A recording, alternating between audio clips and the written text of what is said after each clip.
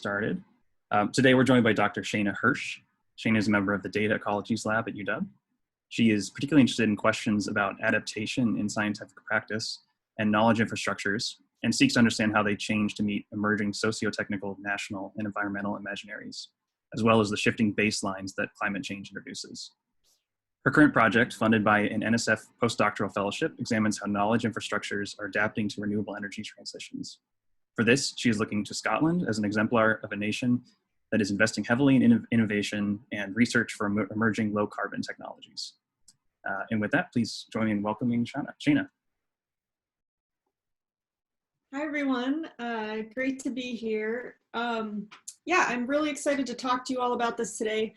I think it's going to be probably a little bit different from the usual seminars. It's going to be less about technical engineering aspect of marine energy and more about what I'm referring to as a social technical aspect of marine energy. So I'm going to talk for about 30 minutes, and then I want to have a lot of time for just discussion and questions, because I'm going to be kind of throwing a lot at you about politics in Scotland and marine renewable energy.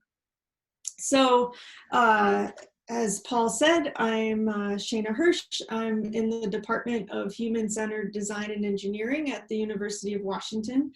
I am a social scientist. My background is in water policy and management. And I am very interested in questions of the society and technology, how those two interact, and particularly how to foster change and to support research through times of environmental or technological change. So hopefully this will be relevant and interesting to a lot of you that work in the marine energy engineering field. So let's see, let me make sure I can. Okay, so I'll start off with this. This is what you see when you walk off the airplane in Edinburgh Airport as you're waiting to go through customs. It says, proud to be the home of renewable energy innovation. So what I really wanted to do in this project, this really sets up what I was interested in. I really wanted to understand how Scotland has become a global leader in marine renewable energy. And more generally, I was interested in looking at an example of a successful energy and technology transition. They've done this even though they're a tiny nation. They're only 5.5 million people, which is about the same population as the Puget Sound area. And really interestingly, they do not actually hold political power over most of their energy policy. And so that's one thing I'm going to be getting into in more detail. I really wanted to understand what was going on here in terms of the social and the technical, what's led to this success, and if there are ways that other regions or nations can capitalize on some of the drivers of this success, both in terms of promoting innovation in an emerging sector, but also in terms of transitioning to a renewable energy future. So I've been conducting interviews, I've done archival analysis and policy analysis to support this work. It's ongoing right now, so there'll be more to come. But I'm going to be, through this talk, I want to explore both the history of marine energy technology and the politics of Scotland. And I'm going to do both of these together, hopefully successfully, kind of interweaving them side by side, because I want to make the point by the end of this talk that these two things, the social and the technical, are inseparable. And according to the field of science and technology studies, this is not just the case of Scotland. You know, this applies to all social technical contexts. But first, let's take a closer look at Scotland. Okay, I just wanted to situate everyone, just in case you're not familiar with this place that I'm going to be talking about. It's in the North Atlantic. Scotland is right now a region of the United Kingdom. I'm going to talk in more detail about that difference. But you have kind of the lowlands in the south and the central belt, which is Edinburgh and Glasgow. You have the highlands in the north. To the west coast, you have the Outer Hebrides. And then off to the north, you have the Orkney Islands and the Shetland Islands, which I'm going to be talking about more.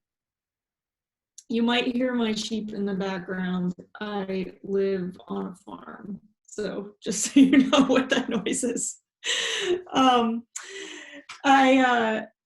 I also wanted to make the point that Scotland here is located in the North Atlantic. So you have, tides, you have big waves, you have big storms, lots of wind.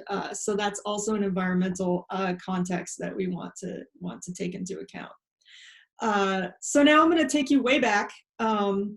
This is the beginnings of renewable energy. We have the first electricity generated from wind. This took place in Scotland. James Blythe in 1895 built a turbine for the Montrose Lunatic Asylum. And this generated the first electricity from wind.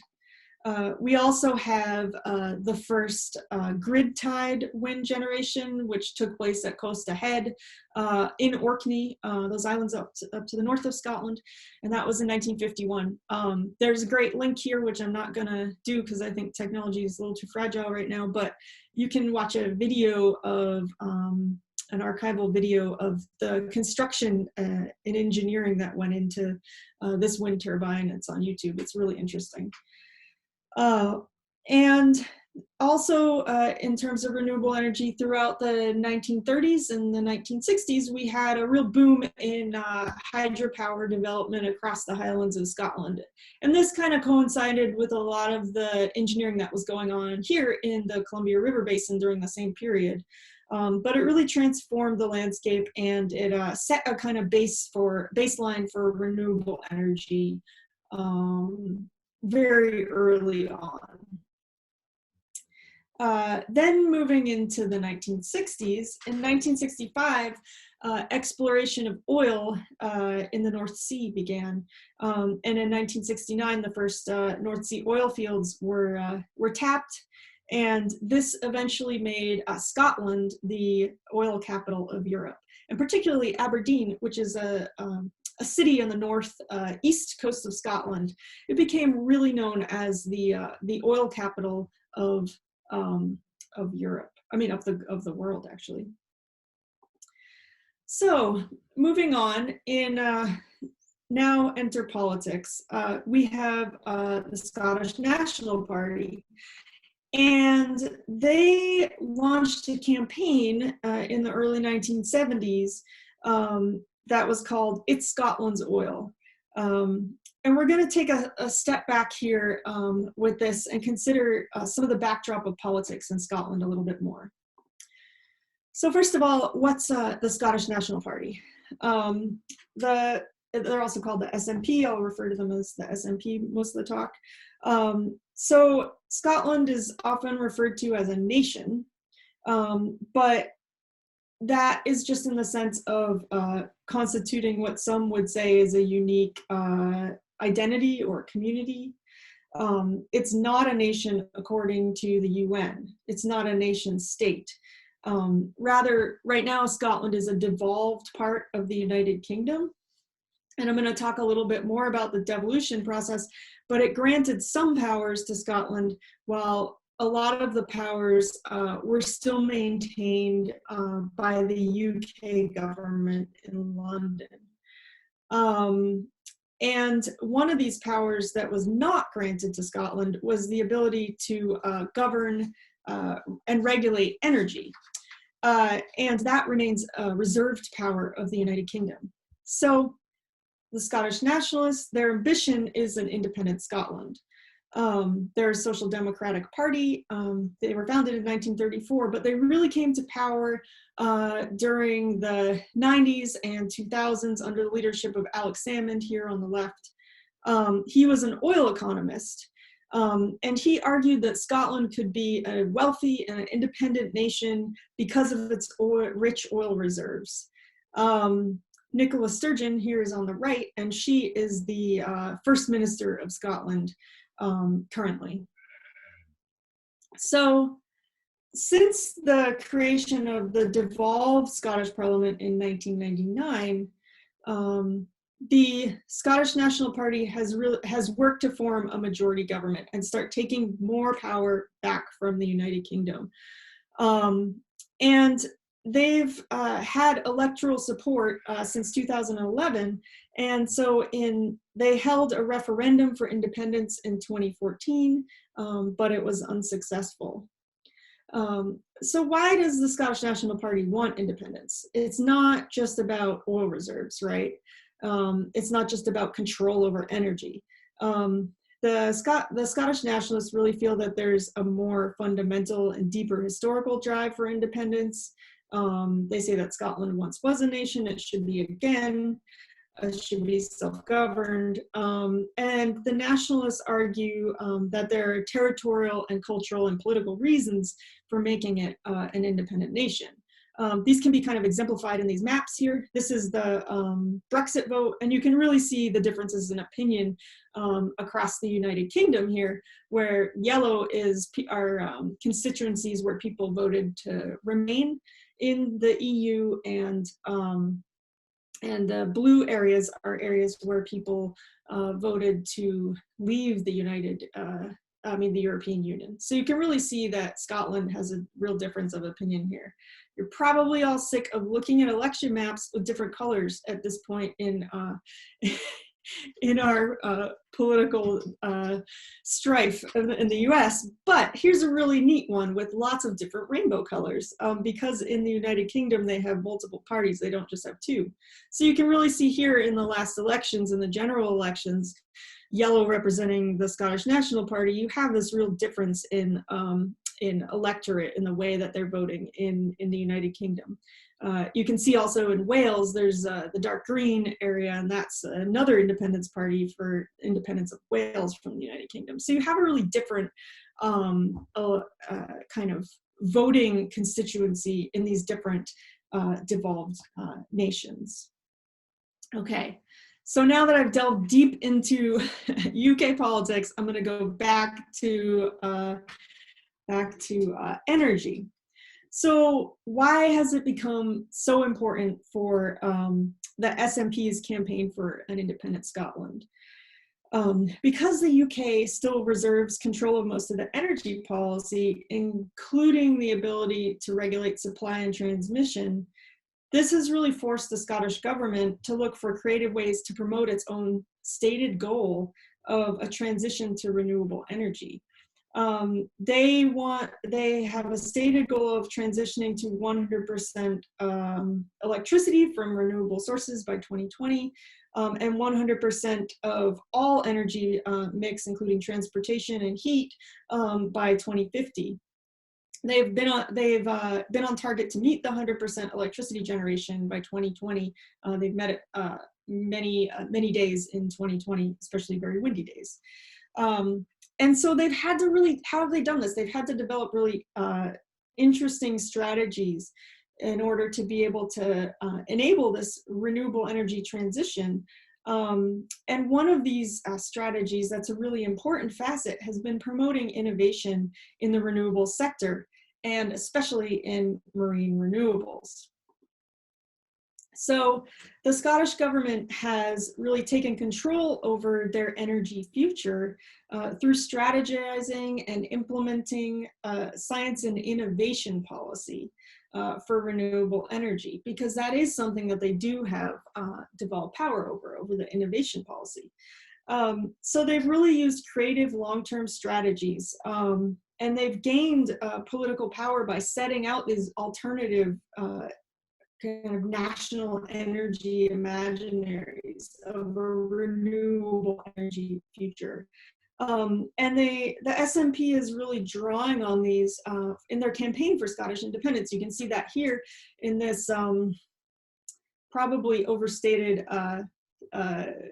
propaganda about, you know, this was for the Scottish independence referendum in 2014, saying that they're going to be able to produce, you know, half of their electricity needs from Orkney Island's marine renewables, which is probably not possible, but you can understand the sentiment here. They've also kind of developed this as a way to focus on energy independence, which echoes the energy independence that that Alex Salmond was talking about with oil, with control over Scotland's oil. Now we have a similar narrative with control over Scotland's marine energy.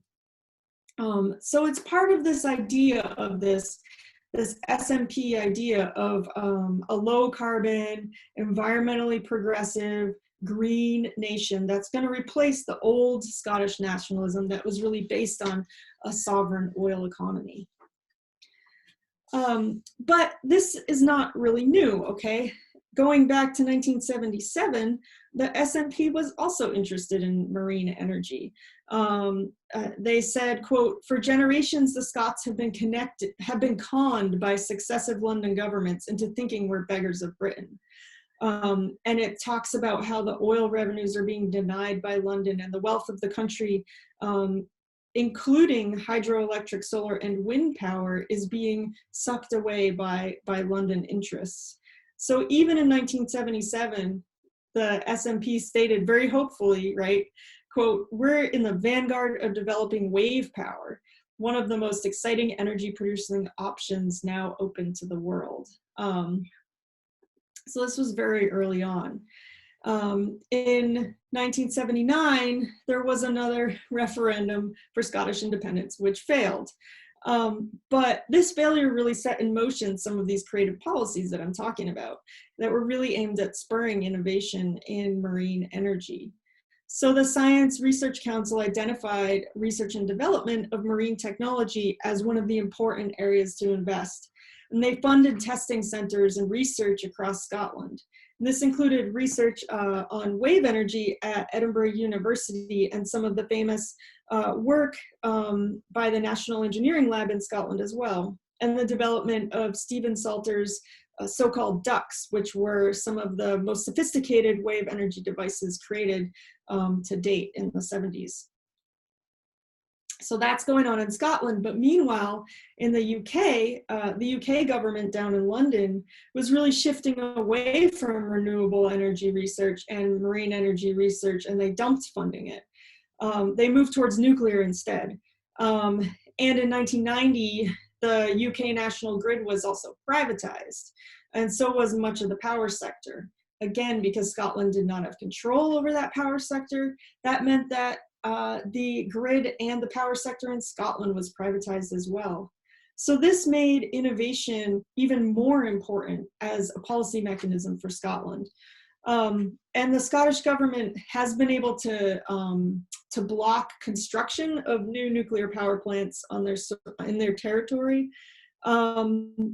But the Scottish government has also just continued to invest heavily in research. And one of these areas of research is also subsea engineering in general, because it's also applicable to the North Sea oil industry. So they've really invested in research on moorings, floating craft, and this has really affected their ability to innovate in marine energy as well, because a lot of these technologies are transferable and have applications across engineering and across offshore energy. So in 1999, there was another vote, and this time it was for devolution of some powers, including parliamentary powers, to Scotland. So at this point, Scotland doesn't have full independence, but the government is trying to get more control over their energy policy. They were still unable to, and energy policy remained at the UK level. But now we have a Scottish government that can set up even more strategies. So one of the first things they set out to do was to create an energy strategy. So less than 10 years after the first Scottish Parliament was created, they created a renewable energy strategy. And in this document, The Future of Energy in Scotland, they really make it clear that although Scottish power generation at the time was very reliant on coal and gas, the main objective was going to be to, quote, progressively increase the generation of renewable energy. And this is where they really set out their agenda for 100% renewable energy. They emphasized an accelerated technological development as the key to facilitating a rapid energy transition. And so the Scottish government's 2017 energy strategy sets out a full plan for a transition to an entirely low carbon economy by 2050. It's very ambitious. But they need ways to support this strategy, right? Because they still do not have political control over their energy. So they've continued to develop really novel ways to support renewables. And this has been particularly clear, again, in the marine renewables sector. So most of the increase in renewable energy generation that has been contributing to their transition to renewable energy has been met by new onshore and most lately offshore wind. And these are large-scale developments, the largest in the world at this point. And their strategies for an independent nation have been also continued to be cultivated through the marine energy sector. So I want to take a closer look at what some of those policies are. In the early 2000s, the Scottish government heavily invested in the Salter Prize for marine renewable energy. It ended up being unsuccessful and unfunded because nobody developed anything to meet the level of the prize. But they've also initiated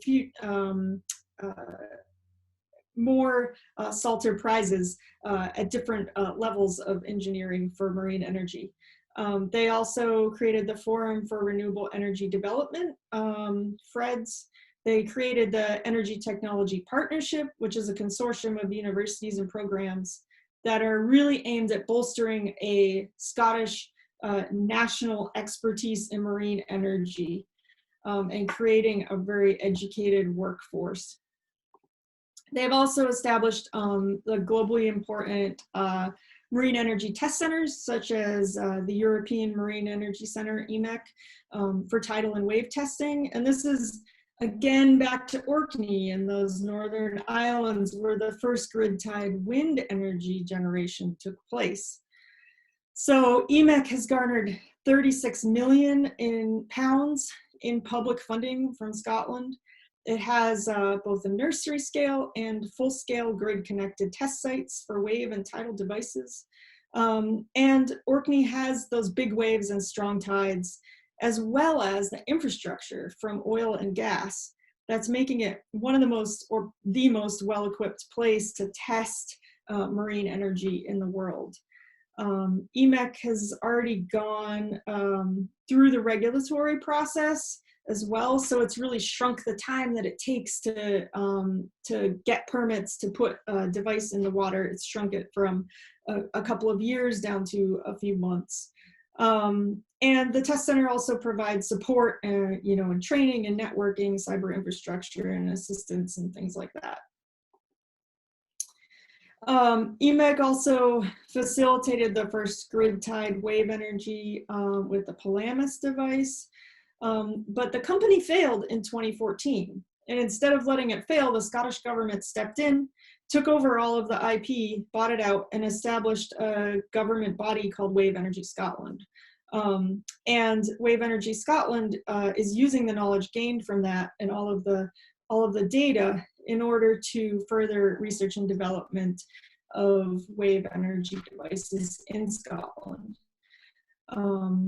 Engineers from Emac are also shifting the culture in marine energy development from testing these large-scale devices at sea to really, instead of putting them in like survival sea states, they really want to set in place a more regulated and standardized and careful testing program that slowly scales up a device from a test tank to sea to commercial use. So it's this linked infrastructure that's really been one of the keys to creating an innovation ecosystem that's really stands out and is really supportive of marine energy innovation in Scotland. So there's this linked infrastructure of testing across Scotland that's helping facilitate this work. One of these is FlowWave at the University of Edinburgh. Again, back to where Stephen Salter's ducks were first developed in the 70s. And Emac up in Orkney have their sea states replicated at the FlowWave tank, which is a wave and a combined wave and tidal test tank. They have their sea states replicated there so that developers can test out their prototypes and their smaller scale devices within this test tank before putting them in the actual sea states in saltwater in Orkney. Another success story has been Maygen, which is the first grid-tied tidal site. It's also in Orkney. And they've been generating electricity to the grid since 2016. They're now moving, they've got consecutive phases. They're moving into phase 1C, where they're building additional turbines. And they're also establishing turbine manufacturing facilities in Aberdeen, which is the oil capital of the world. So you can kind of see this trajectory here and this shift and this transition from oil to renewables. And Maygen claims that it's going to create thousands of jobs and it's going to, quote, repurpose jobs from the oil and gas sector and place Scotland at the forefront of an estimated 2.5 gigawatts global export market for decades to come, according to Maygen. Some other firsts include Emac being the first IEC certified test site. And as I said before, Scotland is the first nation to, on very windy days, produce 100% of their electricity from renewables. In addition to innovation policy, the government has also worked really hard to implement spatial planning and permitting of renewable energy on both land and sea. So they have these really thoroughly thought out marine spatial plans. And this was enabled because Scotland recently gained territorial control of their seabeds from the UK. Scottish government has also skirted this issue where they can't, where they lack control over the national grid by supporting small-scale, community-owned, off-grid systems. So that's another really interesting development and something that I hope to get into in future work. Scotland's also going to be hosting the next Conference of Parties on climate change. This is a really prestigious move for a small nation. It was actually supposed to be in November, but it's been postponed until next November. And this sponsoring this has been controversial, and the UK government has actually opposed it. So the First Minister of Scotland here is really standing up for this different vision of a renewable energy nation. So you can really see how the Scottish Nationalists have really banked on this renewable energy imaginary for Scotland. So this brings us kind of back full circle to the political stage again. In 2016, there was another failed independence referendum. And while the Scottish Nationalists might have failed in their efforts to create an independent country, which was their #1 goal, they were very successful in making Scotland the place to develop and test marine energy devices. And I would argue that this is important because they've created a baseline from which success and failure of marine energy devices is going to be measured globally, right? These are some firsts that cannot be taken away. And it's really not a small achievement for a nation that's only 5.5 million people.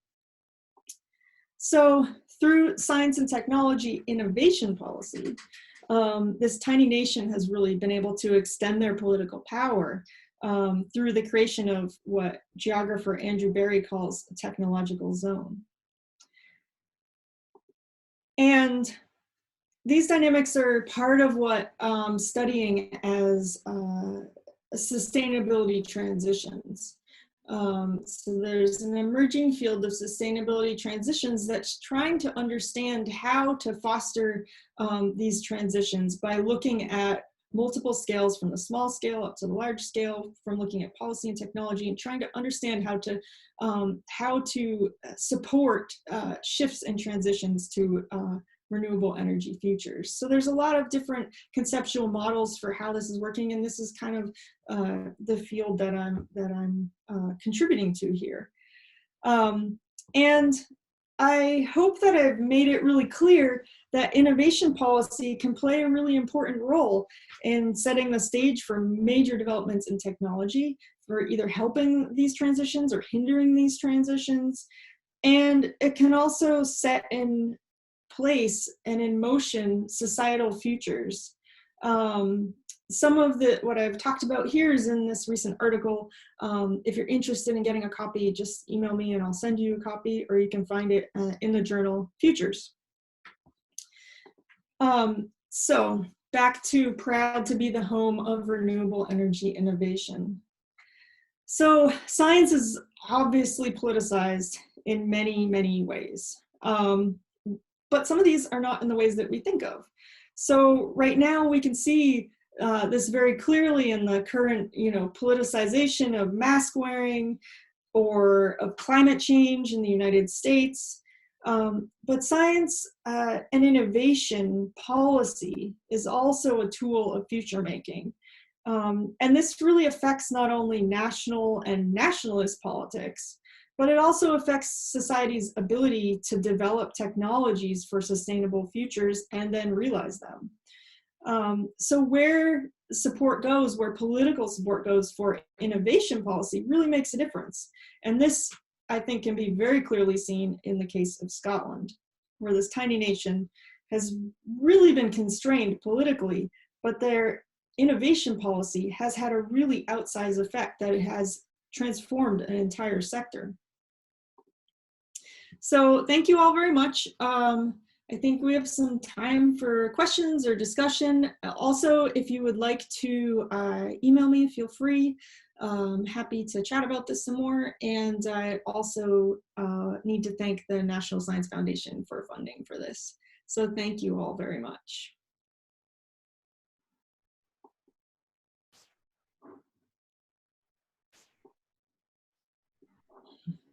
Thank you. On my buttons. Do we have any questions for Shaina? Whoops. Yeah, Shaina, nice presentation. For the background there. It's very interesting to see what led to to Scotland's prominence in this region. So I was up at in the Orkneys back in June, well, in July actually, and I had a chance to talk to some of the locals there about what's going on. They did indicate that Emac in particular is well, it has its ups and downs. It's a cyclic industry. It's not a uniformly upward trajectory in terms of all this kind of stuff. And right now, they're struggling a little bit. Do you have any perspective on? And I think it's because there are other test sites opening up in the UK. Do you have any perspective on that, and where you think that might end up? Yeah, so it is really interesting. I think that there was a bit of an overpromise. I mean, as you can see, this is so wrapped up in this like vision of Scotland of being this like amazing innovation, center, that I think that there's been a bit of an overpromise to local communities, like the communities on Orkney, where they say, there's going to be thousands of jobs, or the same thing happened in the Outer Hebrides of Scotland, where developers come in and say that, we're gonna create thousands of jobs, and that hasn't manifested, right? And the reasons for that not manifesting there are several, but one of them is still this lack of control over the grid, where they haven't been able to put in grid connectors to some of these remote islands and actually harvest energy from these places and bring them to population centers. So that's one of the reasons why the promises haven't been delivered. But I think there's a little bit of a warning there for, engineers and developers who might be tempted to overpromise, what a local community could gain from a development. And I think, that might have happened as well. I'm not as familiar with the case, but it might have happened as well in some areas of the Pacific Northwest or Oregon or Washington as well. So I think, I think the overpromise is something that people also need to watch out for.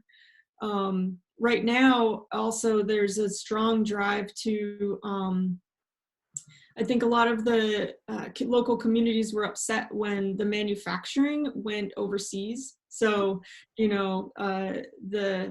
a lot of old shipyards and steel manufacturing facilities in Scotland that are suffering right now. And they were expecting to get the work to create a lot of these devices, and that didn't actually happen.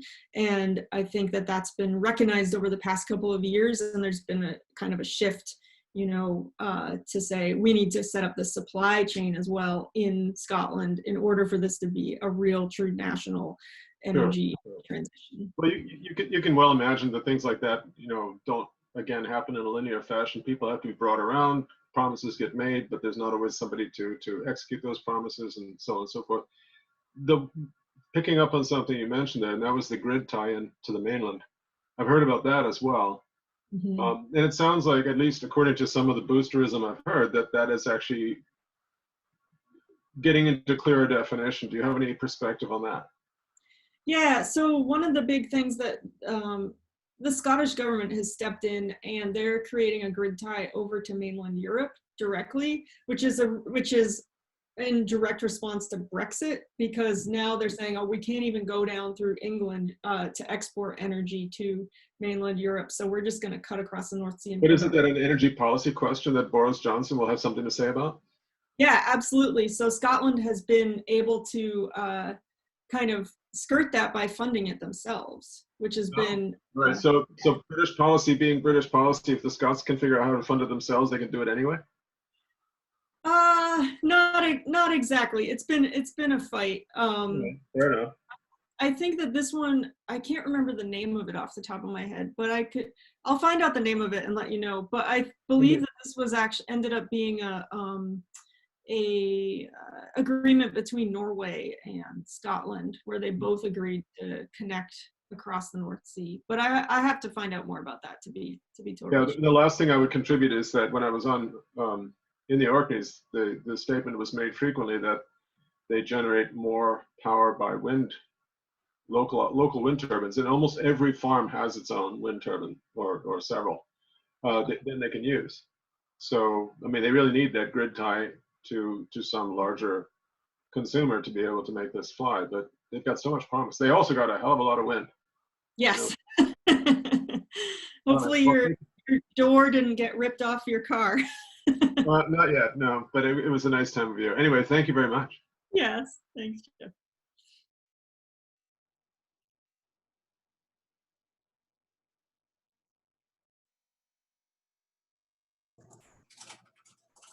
Does anyone else have any other questions?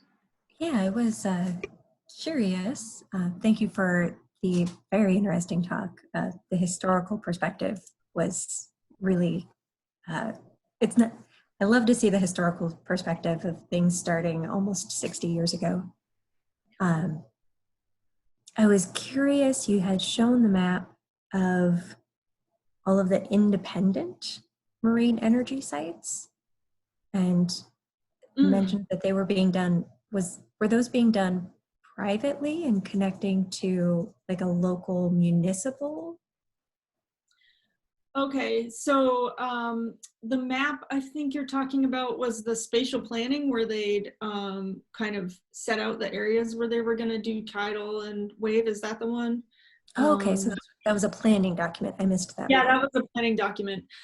There are really small scale community based, mostly wind, but also tidal energy devices that are going into power communities that are entirely on their own grid system. So they'd be like small remote islands and communities that are accessible only by sea. And there's a really interesting movement going on in Scotland. That's the community-based energy movement there, and they are funded by the Scottish government, again, to create these small localized energy systems. And that is something that I just, through doing this research, found incredibly fascinating. And you know, that they're actually promoting small scale systems that are not grid tied, which is very rare.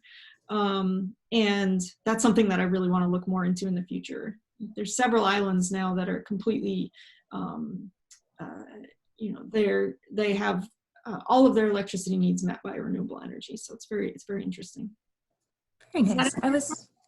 It does, yeah. And then I guess the follow-up, I was curious, you mentioned their grid was privatized. Mm-hmm. But it sounds like it's still national policy that's determining who gets to hook up to the grid. And I was wondering how the intersection of public and private works there, because it seems like if the private sector saw energy coming from these renewable sources that they could sell to other people, it seems like they would have an incentive to connect the grid to those projects. Yeah, from what I can tell, and I'm not an expert in this at all, but there's Ofgem, which is a national, it is still nationalized, and that is the grid regulator, but the grid ownership is privatized. So you kind of have this half privatized situation where all of, you know, the ownership of the actual infrastructure is privatized, but then it's still heavily regulated by national policy.